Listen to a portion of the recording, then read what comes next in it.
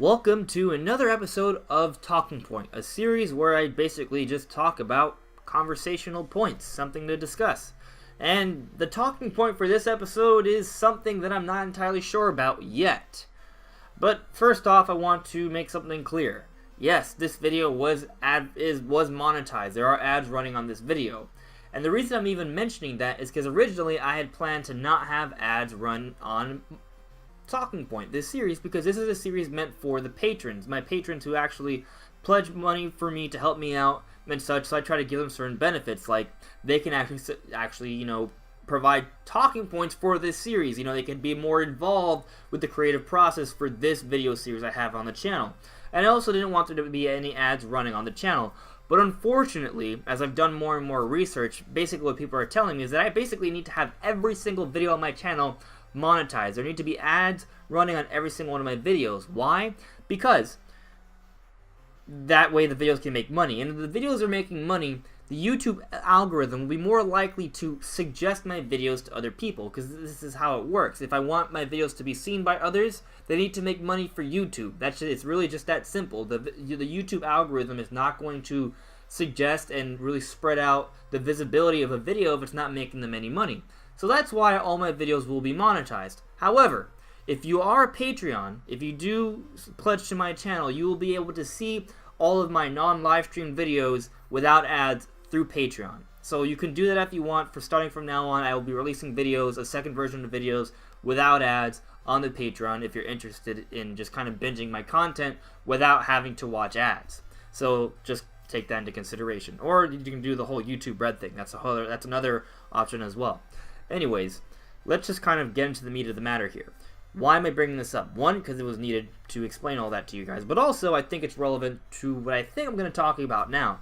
So, you guys have heard about the whole Adpocalypse thing, right? It's this sort of scenario where there were a lot of weird videos that came out that there were certain YouTubers that were popular, were talking about very touchy subjects. Really touchy subjects not a lot of people agreed with.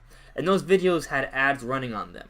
And there were these big companies that had the ads running on these videos, and then all of a sudden, these videos got out on the mainstream news, like Channel 7 News, Fox News, stuff like that.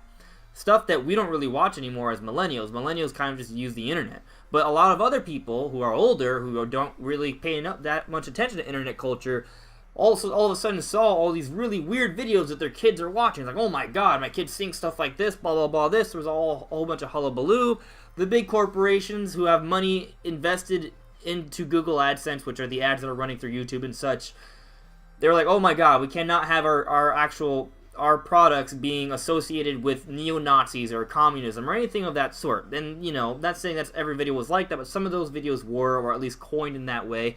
And there's a lot of people who do not like that at all. Tons of people, most people. So, it's very touchy, okay?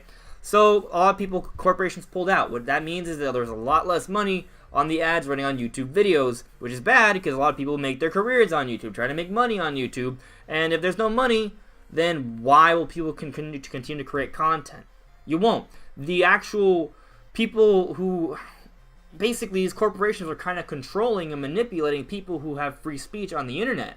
Now we don't have as much free speech anymore because of all the scandals that have occurred, and the corporations are kind of controlling the kind of content we can create. And this hasn't just affected people who have big opinions on, really touchy subjects, but also something as simple as making a video about Mario or Mario Kart. All of a sudden, now, if I make a video about anything that's clearly, for ages 10 and up and such, like, they will sometimes be marked as not suitable for most advertisers. What does that mean exactly? Well, that's limiting the amount of money I can make. Not that I make that much money right now, but there are far bigger YouTubers who depend on YouTube to make money right now. And those videos don't make nearly as much money as they could on the very first days, which are the most lucrative days because they are randomly marked as not suitable for advertisers.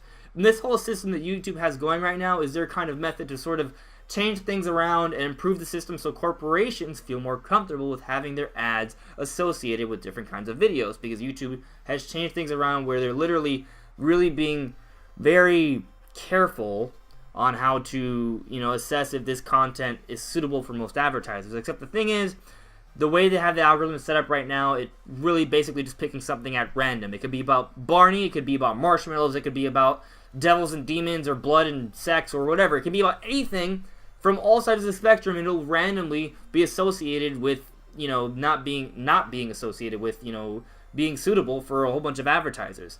And of course, you can request review, and within a couple days, it's usually cleared. But it shouldn't be happening at all. This sort of thing shouldn't be happening at all. It's limiting the ability for people to speak about subjects, to talk about things. All of a sudden, people don't really have freedom of speech on the internet. Yeah, I mean, technically we can talk about whatever we want, but if there's no money in it and we make it our jobs to do this, a lot less people are going to be able to talk about what they want more consistently.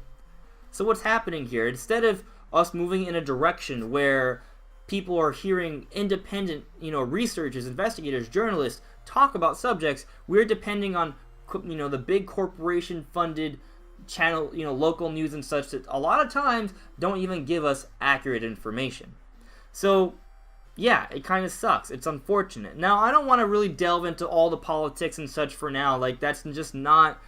I don't know that much about it, to be honest. So, I don't feel comfortable talking too much in depth about this. In fact, everything I said so far, take it with a grain of salt, because I'm really not educated on the matter, and I don't want to mislead or manipulate anyone. So just, like I said, take it all with a grain of salt. If there's anything I've said so far that interests you, that you want to look more into, please do so. Look into it and tell me what you think and learn for yourself. Find sources. Don't listen to people blindly, no matter how professional they are, no matter how big they are, Channel 7, Fox News, things like that. Doesn't matter. Doesn't matter if it's a president. You need to look into sources and actually, verify information. Don't believe people blindly. And now is where I'm going to get more to an actual specific detail and also kind of scale things down to something more, less pressing, I guess, less political. And that's, let's just talk about Zelda. We're talking about Zelda now. So, but still about news in general. So, you guys remember, if you're a Zelda fan, you may have, when HMK got his hands on Breath of the Wild and was playing through the game, and he basically said, oh, timeline confirmed, this is the Zelda timeline, it's the set after Twilight Princess or whatever, and a whole bunch of people just hardcore believed him, and he basically said in his video that if you disagree with me, you're wrong, and you're an idiot. That's basically what he said in so many words. And it was after this video that I pretty much just stopped watching HMK, because, well, one, he was wrong, because not too long later, the Zelda director had an interview and he said that they hadn't even decided on the timeline yet. And also, if you pay attention to all the details, it could be any of the timelines. It's really hard to say. But the point is, there were people blindly believing in what he was saying without really looking into it, without looking into sources or information, and just talking about how the timeline for Zelda Breath of the Wild was confirmed. And that's a problem. It's kind of a microcosm of what's happening in society in general. Big sources, the bigger you are, the more professional you are, the more likely that a mass of people will believe you blindly without looking into the information themselves, without looking into the sources and deciding if it's true or not. And that's a problem. It's a huge problem, and if we as a collectively, as a society, we're educated in the manner of like verifying our sources and understanding what's truthful or not, what we can trust, then I think a lot more people would be way more educated, and there'd be a lot more people voting more appropriately, and, well, perhaps people wouldn't be complaining by society and the government as much. Maybe. Just maybe. So, basically what I'm saying, guys, is that I think everyone should take a step back, and when they hear something that may seem interesting or they want to believe, consider the sources there. Consider, even if you trust the source, look into where they found out that information, where it's coming from, because otherwise, you may be fooled sometimes. People are fooled all the time. So that's just kind of the nature of the business, unfortunately. It's really unfortunate because, I've taken a few journalism courses, and I really feel that if you are on YouTube, it's a form of video journalism. If you just are just reporting to people in general, you should be about relaying the truth. And however, more people than not seem to care more about hits and making money as opposed to telling the truth, relaying the truth. And we see this even with the big news companies as well. It's really unfortunate, but that's just the way things are right now. So we need to be careful about the kind of information we trust. We need to look into the sources for things, take everything with a grain of salt, and that way we can have a better idea of what's going on.